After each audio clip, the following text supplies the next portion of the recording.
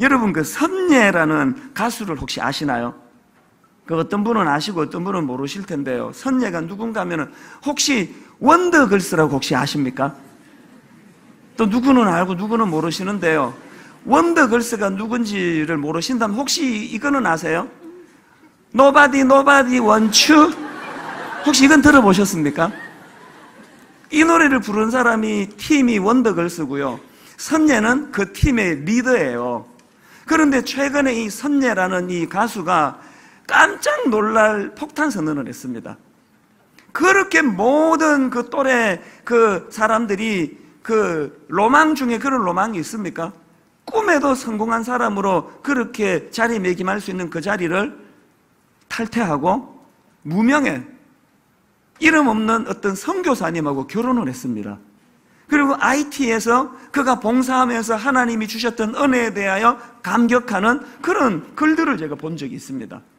그래서 제가 여러분 이 선예라는 이 가수를 여러분에게 소개하면서 무슨 말씀을 드리고 싶은가 하면요, 이거예요. 핵심은 이거예요.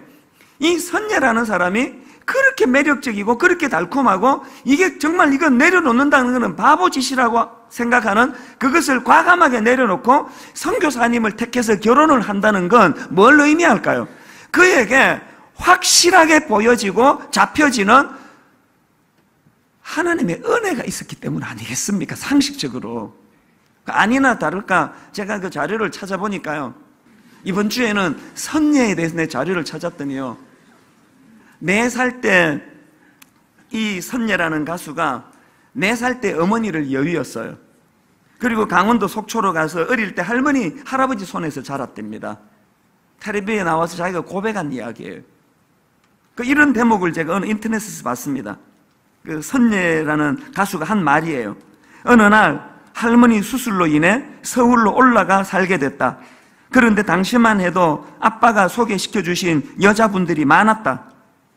나는 반지하에서 할머니와 사는데 아빠는 여자분과 사니까 보이지 않는 스스로에 대한 상처가 있었다.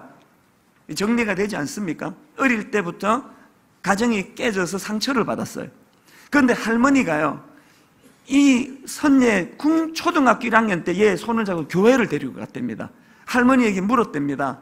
왜 그때 애를 데리고 교회로 갔습니까? 그 할머니가 이렇게 대답했습니다. 선예가 부모님 없이 잘못 키웠다는 소리를 듣고 싶지 않아. 그래서 교회에 데리고 갔습니다. 이제 여러분이 자매가 지금 24살인가 그러니까요, 한 10년 어간 아닙니까? 상처받은 이 어린아이에게 그 지난 10년 어간에 이 어린 선예라는 이 자매에게 하나님은 어떤 의미셨길래, 십자가가 그에게 어떤 의미셨길래 모든 사람이 꿈에도 그리는 그 자리를 박차고 선교사 아내가 되는 자리로 갔을까? 이게 두나미스예요. 이게 능력이에요. 이런 사례를 들자면 오늘 밤을 새도 다 못합니다. 제가 시간이 없어서 두 건만 이야기해 드릴게요. 남자분 한 분, 여자분 한 분, 우리 교회의 성도님이에요. 요즘에 저는 이 간증에 글 읽는 재미가 솔솔 나는데요, 이분은 남자분이에요. 교회라고는 근처도 가본 적이 없답니다. 그런데 예수 믿는 아가씨랑 결혼을 한 거예요. 보니까 이 남자분이 사람이 참 좋은 분이에요. 자기 아내가 교회를 다닌다니까 이제 따라가 준 거겠죠. 이제 이걸 썬데이 크리스찬이라 그럽니다. 자기는 믿지는 않지만 아내를 위해서. 지금 여기도 그런 분이 좀 계십니다. 이런 분들의 특징은 팔짱을 끼고 계시고요, 그리고 고개를 끄덕끄덕거리십니다. 깨달아서가 아니고 졸고 계시는 거예요. 하나도 들을 생각도 없고 들리지도 않는데 아내를 위해서 와주시는 거예요. 이분이 바로 그런 케이스였대요. 그랬는데 아까 사다리를 통해 야곱을 만나 주신 사건처럼 이분에게 하나님이 찾아오신 사건이 있었답니다. 공황장애를 만났답니다. 여러분, 한국 남자들 참 불쌍합니다.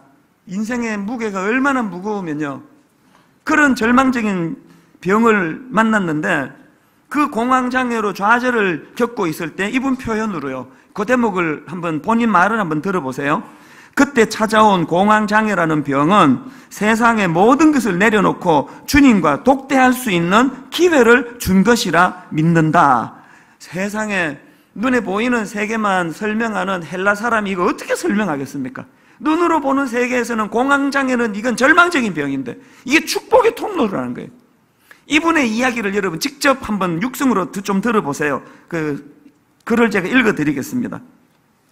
사실 주님은 나와 함께 하려 항상 손 내미시고 기다려주시고 있었으나 세상에 널브러진 많은 것들에 온 신경을 쓰고 있어서 그 관계를 맺지 못하고 주님을 외면한 시절을 보냈지만 그 공황장애라는 병은 세상의 먼지를 모두 깔아앉게 하는 힘이 있었다.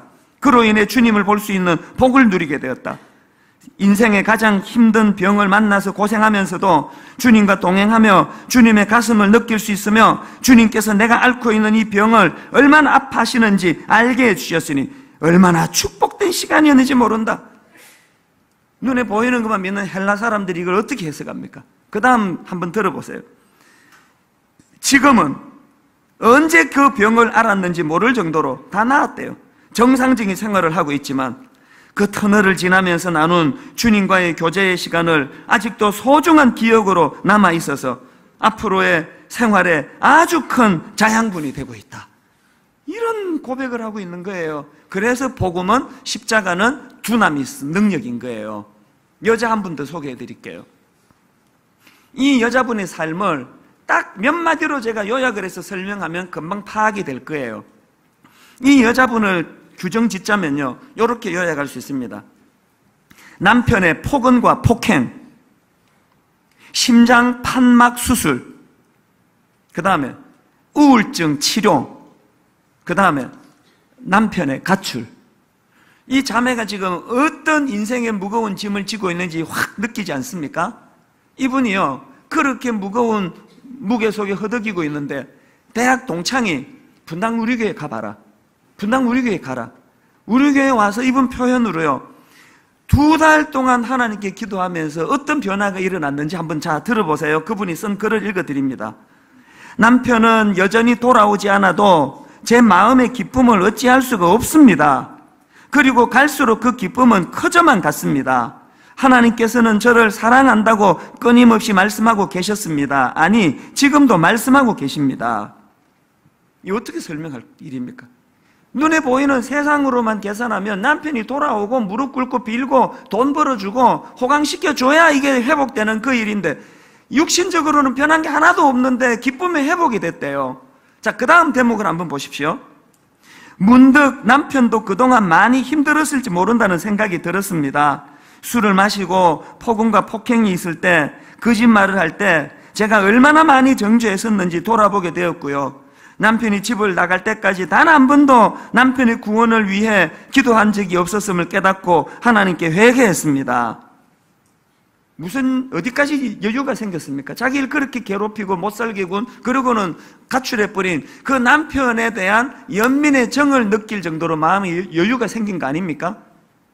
또 그 다음 한번 들어보세요.